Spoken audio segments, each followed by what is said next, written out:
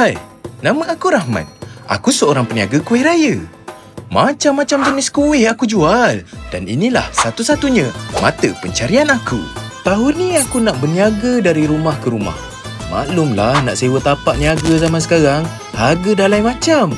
Dan kali ni korang kena dengar dan ambil iktibar. Sebab aku akan cerita tentang aku, kuih raya dan ... Assalamualaikum. Assalamualaikum. Waalaikumsalam. Ya, Bang, nak kuih raya tak? Nasib baik kau ada, Dik. Anak biasanya memang orang cari kuih raya dengan aku. Ni, ah. Bukan apa, aku je yang tawarkan khidmat sampai depan pintu. Mahal ya satu ni. Seronok berniaga macam ni. Lagi senang aku nak kumpul duit untuk raya. Inilah yang dikatakan rezeki. Diskonlah sikit. Nak raya ni. Tapi macam-macam karenah lah kena layan. Sabar je lah. Penatnya hari ni.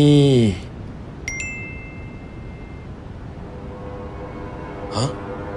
Perompak menyamar jual kuih raya?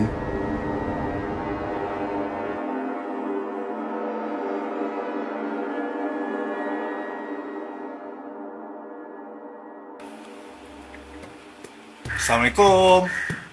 Kenapa orang tak buka pintu Ni mesti sebab berita yang viral semalam. Tak apa. Rezeki tetap akan ada. Aku yakin diorang takkan percaya dengan berita tu. Assalamualaikum. Waalaikumsalam. Waalaikumsalam. Siapa ni? Assalamualaikum. Abang ingat saya kucing ke? Kau aku kenal.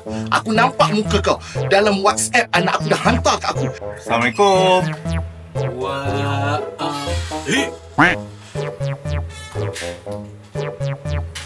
Sekurangnya jawab salam bang.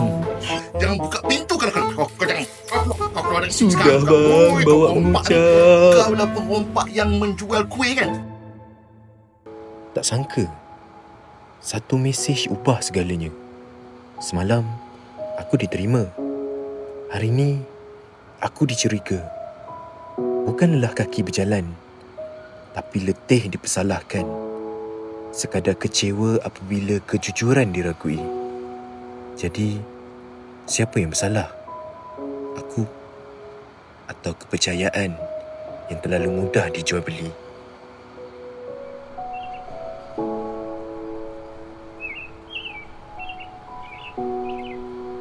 Assalamualaikum bang.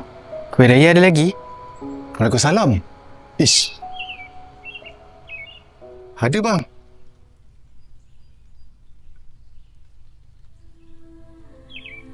Sabar bang. Ini ujian daripada Allah untuk angkat darjat kita bang.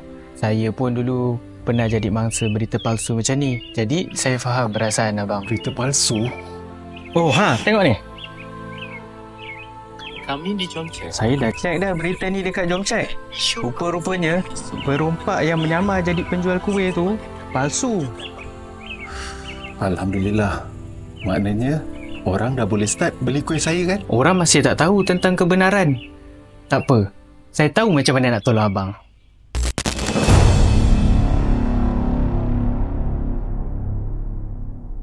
Assalamualaikum semua. Hari ni jom cek bersama dengan mangsa yang difitnah berikutan dengan isu baru-baru ni. Memang betul-betul menjual kuih dari rumah ke rumah. Jadi jangan lupa support. Itu saja daripada kami di Jom Chat. Kadang-kadang satu berita palsu boleh rosakkan kepercayaan, boleh renggangkan silaturahim. Kita mungkin tak sedar, tapi kesannya besar. Raya ni, jom kita mulakan sesuatu yang lebih baik. Berfikir sebelum kongsi, bertanya sebelum percaya. Sebarkan kebenaran, eratkan hubungan. Selamat Hari Raya.